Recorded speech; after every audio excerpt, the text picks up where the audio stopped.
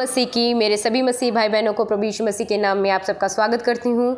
और आप लोग कैसे हैं कमेंट करके ज़रूर बताएं मेरे प्रियो। आज मैं फिर से एक नए तरीके के साथ आप लोगों के बीच में आई हूँ। हर रोज़ मैं परमेश्वर का वचन आप लोगों के बीच में शेयर करती हूँ, बट आज जो है मैं परमेश्वर का वचन लेकर आई हूँ ताकि आप लोग कहीं पे भी जाएं, कहीं पे भी दूसरों के बीच में अगर बैठते हैं तो सामने वाले को अगर वचन नहीं समझ में आ रहा तो आप उससे आसानी से बता सकते हैं। एक नए तरीके के साथ, एक नए मेथड के साथ मैं आप लोगों के बीच में आई हूँ। वो नया तरीका क्या है? तलवार का सिंधात। ये तलवार का सिंधात मेरे प्रियो अगर आप सीख जाओगे ना, अपने जीवन में इसे लागू कर लोगे ना, तो परमेश्वर का वचन जो बाइबल है, पवित्र वचन जो है, आपको सीखने में बहुत ही ज़्यादा आसानी होगी। और आप कहीं और भी जा रहे हैं, जैसे आपको मीटिंग अटेंड करना है या फिर कहीं आपको मौका दिया गया है, तो आप वहाँ पे भी आसान से ही आप पॉइंट निकाल सकते हैं। वचन से कैसे पॉइंट निकालना है, कैसे प्रीच करना है, आप दूसरों को भी सिखा सकते हैं मेरे प्रियो। आपको बहुत ही आसान पड़ेगा, इसलिए आप लोग ज़रूर बिना स्किप किए हुए वीडियो को ज़रूर देखें मेरे प्रियो, क्योंकि परमेश्वर का वचन बताया जा रहा है इस वीडियो में। तो मैं जो तलवार का सिंधात है, इसमें आप लोग क्या सीखने वाले हो? सबसे पहले इसमें सीखने वाले हो कि परमेश्वर के बारे में, परमेश्वर का स्वभाव कैसा है। फिर मनुष्य के बारे में कि मनुष्य का स्वभाव कैसा है। फिर छोड़ने वाली पाप क्या है, मानने वाली आज्ञा क्या है। ये चार बात जो है तलवार के सिंधात में आपको बताया जाएगा।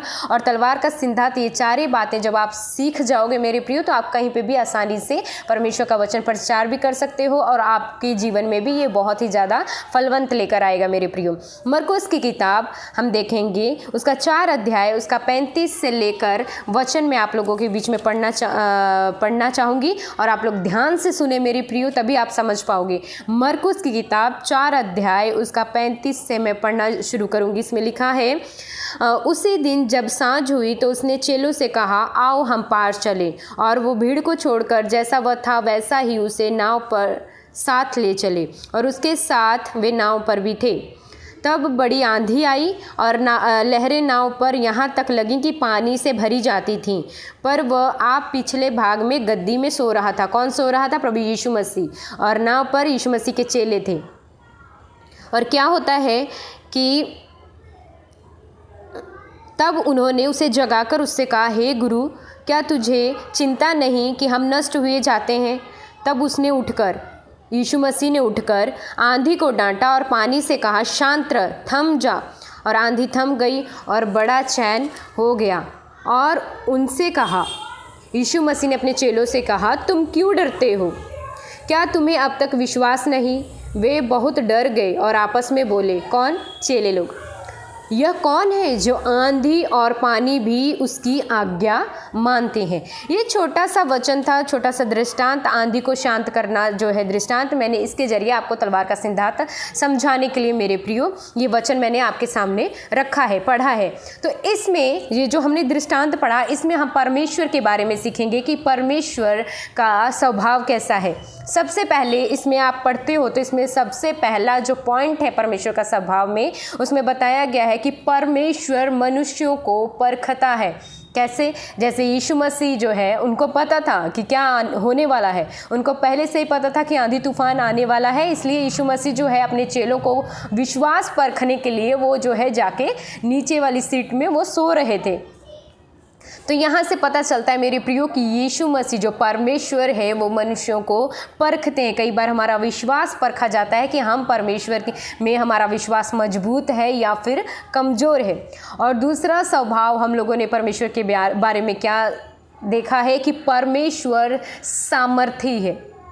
परमेश्वर सामर्थ्य है। दूसरा पॉइंट मैं आपको बताऊंगी, वो कैसा पता चलता है कि यीशु मसीह को जब पता चला कि जब चेलों ने बताया कि आंधी और तूफान के बारे में, तो यीशु मसीह ने वहाँ पे खड़े होकर अपनी सामर्थ्य को दिखाया। प्रभु यीशु मसीह ने जो कार्य किया वो बिना सामर्थ्य के नहीं हो पाता मेरे प्रियो। आम लोग ये काम कर ही नहीं पाते, इसलिए परमेश्वर जो है वो सामर्थ्य है। दूसरा पॉइंट। और तीसरा जो है हम लोगों ने देखा कि परमेश्वर आश्चर्य कर्मों को करने वाला है। यहाँ पे यीशु मसीह ने आश्चर्य कर्म को किया। वो आश्चर्य कर्म क्या था? चमत्कार क्या था? कि उन्होंने अपने मुंह के बोली से डांट के उस आंधी और तूफान को कहा, थम जा, तो वो थम गई। इवन आंधी और तूफान भी परमेश्वर की, यीशु मसीह की बातों को मानती है मेरे प्रियो।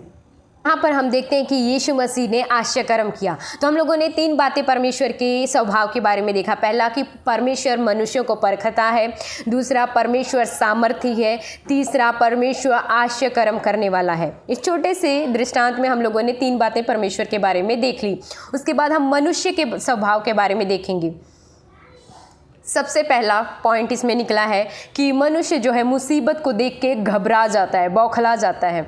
जब आप लोगों ने देखा ना, जब उन चेलों ने आंधी और तूफान को देखा तो एकदम से घबरा गए कि अरे ये क्या हो गया है, क्या हो रहा है।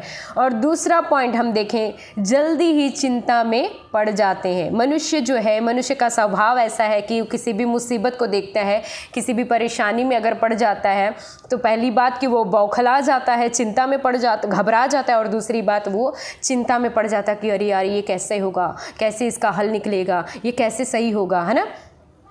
ये मनुष्य का स्वभाव मैं बता रही हूँ। और तीसरी बात मैं आप पॉइंट जो आप लोगों के साथ शेयर करने वाली हूँ, इसमें बताया गया कि मनुष्य डर जाता है। उन चेलों ने जब आंधी और तूफान को देखा तो वो क्या हुए, उन्होंने परेशानी मुसीबत को देखा अपने जीवन में तो वो चिंता में पड़ गए। और तीसरा पॉइंट देखा कि वो डर गए। परमेश्वर का वचन क्या कहता है यहाँ पर, परमेश्वर ने वचन दिया है कि मैंने तुम्हें भय की नहीं परंतु सामर्थ की आत्मा दी है। पर इंसान का स्वभाव, मनुष्य का स्वभाव है कि जब वो मुसीबत में पड़ता है तो वो घबरा जाता है, फिर चिंता में पड़ जाता है, फिर वो डरा हुआ होता है। ये मनुष्य का स्वभाव है। और उसके बाद इसी संदर्भ में हमने क्या छोड़ने वाला पाप क्या है, मैं आपको वो बताऊंगी कि इसी संदर्भ में हमें छोड़ने वाला पाप कौन सा है जो हमें छोड़ देना है। क्या है? घबराना। किसी भी मुसीबत को देख के कभी भी मत घबराना। कोई भी परेशानी एकदम से सामने आ जाती है तो उसको फेस करना है प्रभु यीशु मसीह के नाम में, घबराना नहीं है। ये पाप है घबराना, उसको छोड़ना है हमें। और दूसरी बात तो हमें चिंता करना छोड़ना है। ये भी एक पाप को दर्शाया गया है, चिंता करना, किसी भी बात को लेके चिंता में पड़ना, इसे छोड़ना है। पहला क्या है? घबराना। दूसरा चिंता, जो कि वो चिंता में पड़ गए थे। और तीसरी बात डरना। परमेश्वर ने कहा है तुम्हें भय की नहीं परंतु सामर्थ की आत्मा दी है, तो हमें डरना छोड़ना है। ये 3 बातें जो हमें अपनी ज़िंदगी से निकाल देना है, घबराना, चिंता करना और डरना। और उसके बाद मानने वाली आज्ञा कौन सी है जो हमें माननी है। इस संदर्भ में कौन सी ऐसी बात है जो प्रभु यीशु मसीह ने हमें मानने के लिए बोला है। इस पूरे संदर्भ में हमने क्या क्या देखा है? पहला हम लोगों ने देखा कि परमेश्वर का स्वभाव कैसा था, है ना। फिर दूसरा हमने देखा मनुष्य का स्वभाव कैसा है। फिर तीसरी बात हम लोगों ने देखी कि इस संदर्भ में क्या बताया गया है, छोड़ने वाला पाप कौन सा है जो हमें छोड़ देना है। और चौथा मैं पॉइंट बताने जा रही हूँ कि मानने वाली आज्ञा कौन सी है। परमेश्वर क्या हमें आज्ञा दे रहे हैं, उसे हमें अपने जीवन में कौन सी आज्ञा है जो हमें मानना है, उस आज्ञा कौन सी है जो हमें मान के आगे बढ़ना है मेरे प्रियो। तो वो क्या है कि इसमें लिखा है, जो संदर्भ हमने पढ़ा उससे हमें मिला है कि हर परिस्थिति में प्रभु पे विश्वास रखना है। जब हम मरकुस की किताब 4 अध्याय उसका जब हम 40 वचन पढ़ते हैं तो उसमें लिखा है, यीशु मसीह ने चेलों से कहा तुम क्यों डरते हो, क्या तुम्हें अब तक विश्वास नहीं। तो यहाँ पे विश्वास की बात की गई है। परमेश्वर प्रभु यीशु मसीह चाहते हैं कि इंसान को, मनुष्य को प्रभु यीशु मसीह पर विश्वास करना है।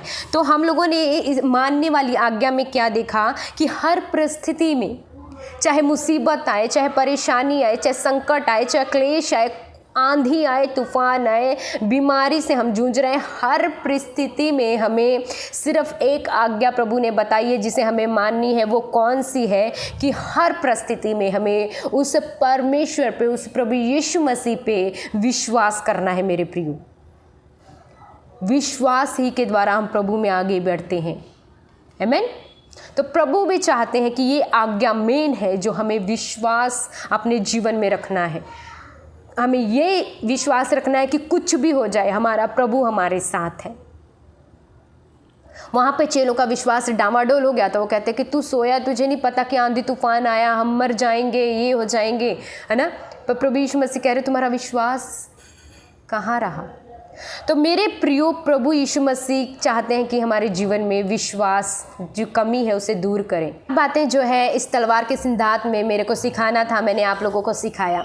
ये बहुत ही आसान है मेरे प्रियो। कोई भी वचन आप पढ़ो, एक पूरा जब एक लेसन जब आप पढ़ते हैं तो आपको उसमें यही देखना है कि उस लेसन में परमेश्वर का स्वभाव क्या दिखाया गया है, मनुष्य का स्वभाव क्या दिखाया गया है, इसमें कौन सी पाप है जो हमें छोड़ना है, कौन सी आज्ञा है जो हमें मानना है, अपने जीवन में लागू करना है। जब ये 4 बातें आप तलवार का सिंधार सीख जाओगे मेरे प्रियो, तो वचन को समझना और सीखना आपके जीवन में बहुत ही आसान हो जाएगा। और आप कहीं पर भी जाएंगे, जैसे घरेलू कलीसिया होगी, छोटी मोटी मीटिंग होगी, या कहीं पर भी आपको शर्मिंदगी का सामना नहीं करना पड़ेगा। जब ये तलवार का सिंधार आप अपने जीवन में लागू कर लोगे, कहीं पे भी आपको टाइम मिलता है ना कि परमेश्वर का वचन शेयर करने के लिए, आप तुरंत परमेश्वर का वचन बिना हिचकिचाए, बिना शर्मिंदगी फील किए उठो और परमेश्वर का वचन जो है शेयर करो। आपके जीवन में भी ये बहुत ही ज़्यादा लाभदायक है, क्योंकि आपको वचन कैसा समझ में बहुत जल्दी आप समझ पाओगे। और ज़्यादातर ये वचन आप अनपढ़ के बीच में, जितने लोग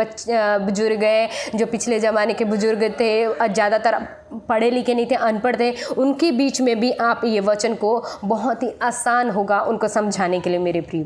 तो आप लोगों को ये तलवार का सिंधार कैसा लगा कमेंट करके ज़रूर बताएं मेरे प्रियो। नए हैं सब्सक्राइब करें और ये वचन जो है आगे शेयर करें, ताकि और भी मेरे प्रिय भाई बहन जितने भी हैं वो भी परमेश्वर के वचन को समझ जाएँ, सीख जाएँ। आपको कैसा लगा ये तरीका आप कमेंट करके ज़रूर बताएं मेरे प्रियो। सबको जय मसीह की।